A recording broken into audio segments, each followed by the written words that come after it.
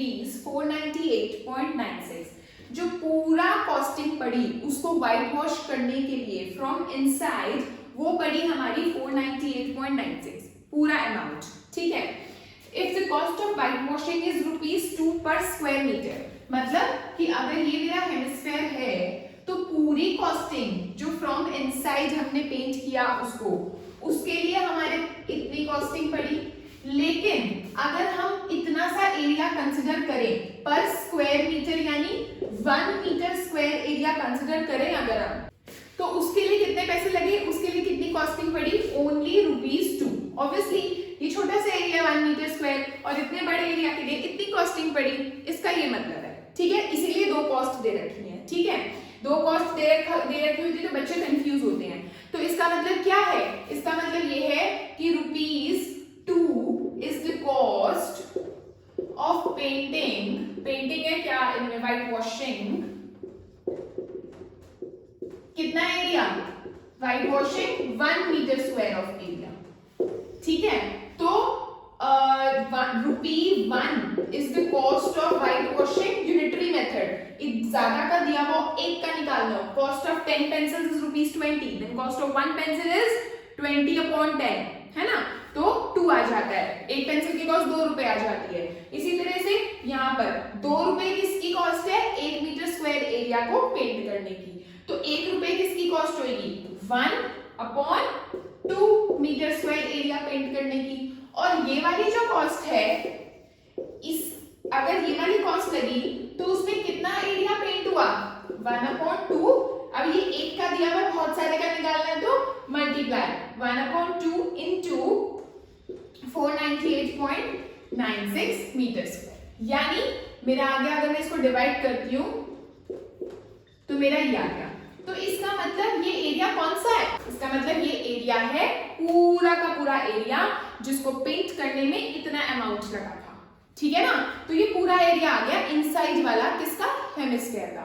Question क्या था, question ये था कि हेमिस्फेयर को टोटल पेंट करने में इतने पैसे लगे, 1 मीटर स्क्वायर करने में इतने पैसे लगे, तो हमें निकालना था inside surface area of dome, तो वो ये आ गया।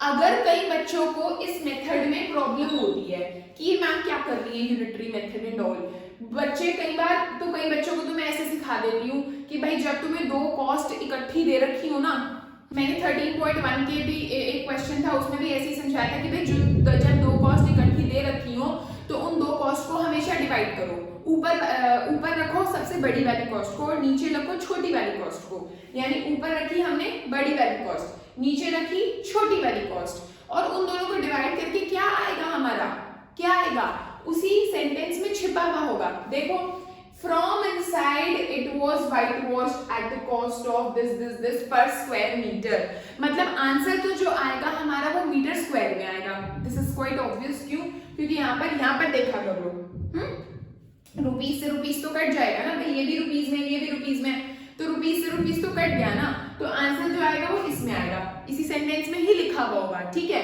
और वो आएगा क्या, पर स्क्वायर मीटर, ऑब्वियसली एरिया है, कौन सा एरिया है, इनसाइड वाला, ठीक है। तो ये इनसाइड सरफेस एरिया आ गया हमारा, ये जो इन्होंने मेरे से पूछा था, इनसाइड सरफेस एरिया, ठीक है। और इनसाइड सरफेस एरिया होता क्या है हेमिस्फेयर का, 2πr², तो दैट मींस ये क्या है, 2πr², तो दैट मींस इसका मतलब मैं 2πr² को किसके इक्वल रख सकती हूँ, 249.48, है ना। और अभी ये मैं क्यों कर रही हूँ, मैं ये इसलिए कर रही हूँ ताकि मेरे पास रेडियस आ जाए, मेरे को तो रेडियस ही नहीं पता है हेमिस्फेयर का, और मुझे रेडियस क्यों निकालना है, क्यों, क्योंकि उन्होंने मेरे से वॉल्यूम पूछ लिया, और वॉल्यूम के लिए तो मुझे रेडियस निकालना ही पड़ेगा, ठीक है। तो मैं 2πr² को इसके इक्वल रख देती हूँ, और हमें पाई क्या यूज करना है, इसमें क्वेश्चन में कुछ दिया हुआ है, नहीं दिया हुआ, तो दैट मींस हम अपनी मर्जी से 22/7 यूज कर लेते हैं, ठीक है। तो ये आ गया मेरा ये, ओके। तो r² इज इक्वल्स टू 249.48, ये 7 चला गया ऊपर और 2 और 22 मेरे आ गए यहाँ पर नीचे, ओके। अब हमारा ये 2 से कट जाएगा, 2 1 जा 2, 2 2 जा 4, 2 4 जा 8, 2 7 जा 14, 2 4 जा 8, ओके। अब आएगा हमारा, इस डेसिमल को अगर मैं यहाँ पर नीचे लगा देती हूँ, ठीक है, 11 2 जा 22, 11 1 जा 11, 11 1 जा 11, 37, 3 जा 4 जा ये आ गया। फिर से मैंने इसको 2 से रिड्यूस करा, 2 5 ज़ा 10, 2 6 ज़ा 12, 2 7 ज़ा 14, यानी 567 into 7 upon 100, यानी 567 into 7 upon 100, यानी 7 7 ज़ा 49, 7 6 ज़ा 42 और 4 46, 7 5 ज़ा 35 और 4 39। तो ये आ गया मेरा आर स्क्वायर। ओके, अब हमें क्या करना है, अब हमें इसका स्क्वायर रूट निकालना पड़ेगा। लाइक दिस 3969 अपॉन 100, 100 का तो स्क्वायर रूट मुझे पता ही है 10 होता है, तो मोटे वक्त मेरा क्या है 3969 का स्क्वायर रूट निकालना। तो वो निकाल लेते हैं।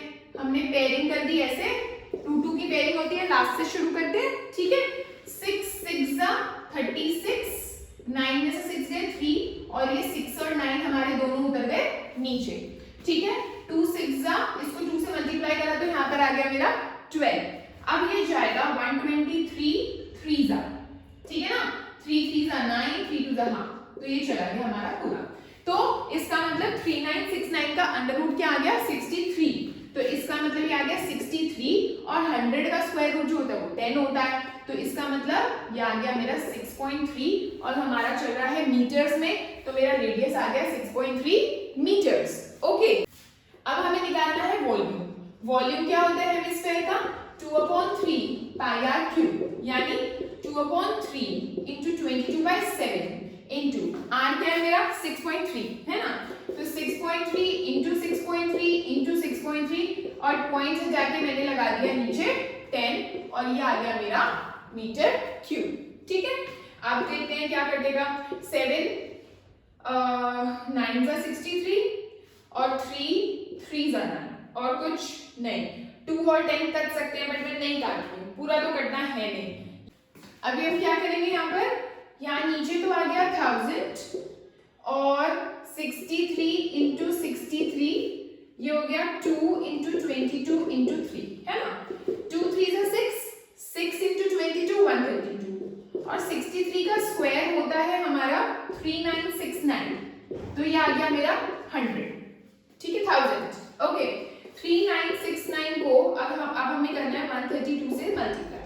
2 9 ज़ा 18, 2 6 ज़ा 12, 3 1 9 7, 3 9 ज़ा 27, 0, ये आ गया, और यहाँ पर आ गया 3969, तो ये आ गया मेरा 0 1, 9 और 9 18 और 1 19, 10 और 7 17 और 6 23, 11 12 13 5 533908, 533908 अपॉन 1000, यानी 533.908 centimetre cube will be my answer. Alright.